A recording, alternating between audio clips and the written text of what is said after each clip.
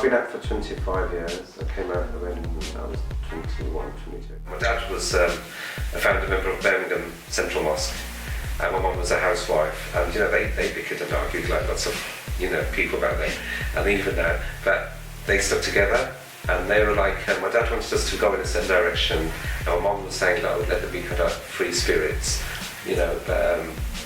but in terms of sexual orientation or talking about sex, it wasn't the done thing. And even now what I find is that I think, okay, that was back then in the 70s and 80s we didn't talk about sex, but even now today I'm hearing young people, especially like Afro-Caribbean and Asian people, they're like, we don't talk about sex. Okay, we can talk about it with our friends, but it's all either very discreet online or when you're in your little cliques and groups.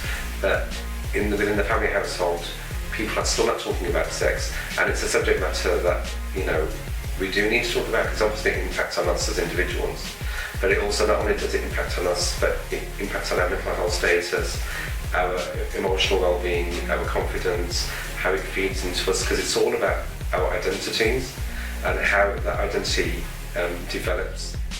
Yes, I had people taking the mickey out of me for either with my face, my voice, or my mannerisms, that put on sort of like nasal twang and say, "Oh, Khakan, you talk like that, don't you, sometimes?"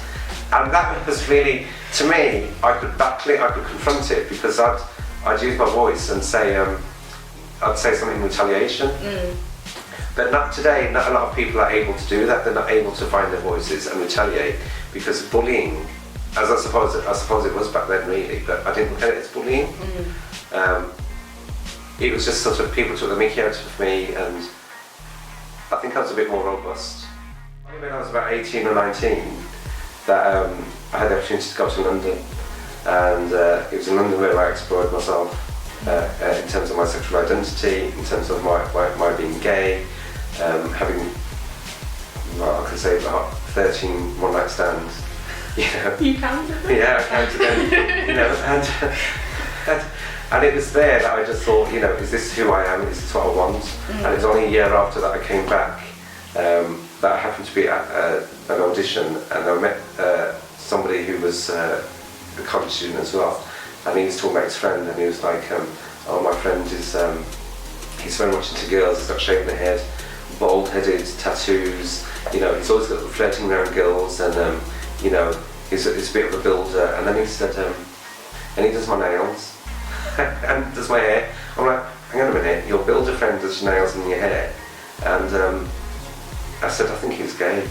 No, he's not gay, he's not gay until you know. I went, oh, I'm intrigued, I'd like to meet him now.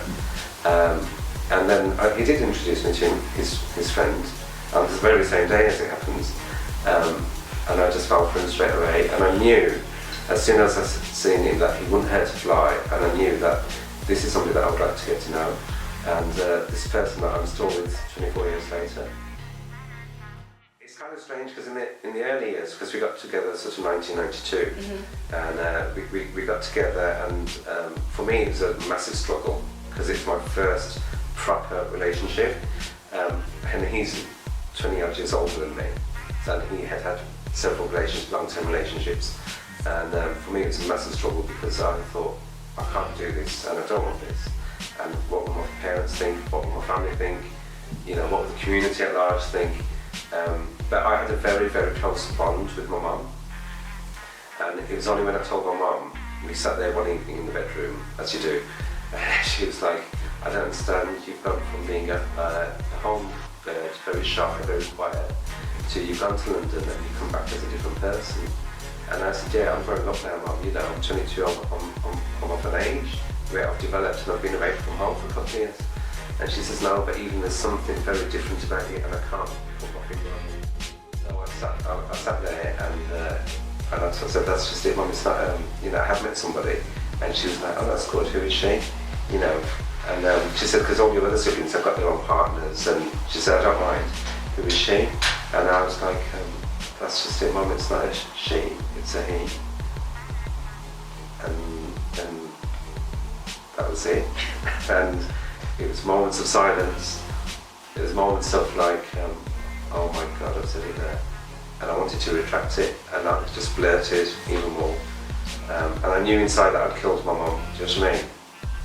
because I think for a lot of parents, they don't want to hear that their son or daughter is gay or lesbian, because for them, we've been so sort of entrenched in traditions and stereotypes and this whole sort of, it's against God, it's against Allah, it's forbidden, etc., etc.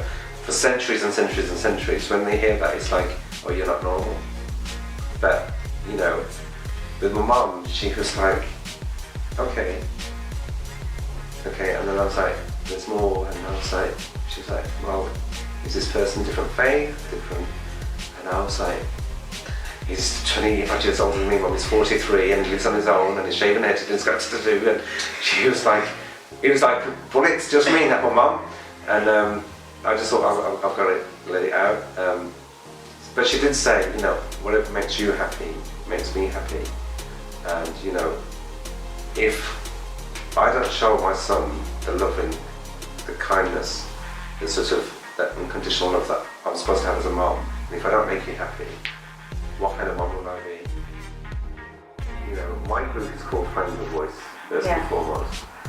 That is about empowering others and empowering yourself as an individual, because what I've learned is that I am a vocal person, and I will fight for what I believe in, and some people would deem that as you're being quite stubborn or what, but sometimes you have to speak up for what you believe in, because it's about being true to yourself and being authentic. I'm really fortunate that, I've had my trials and tribulations.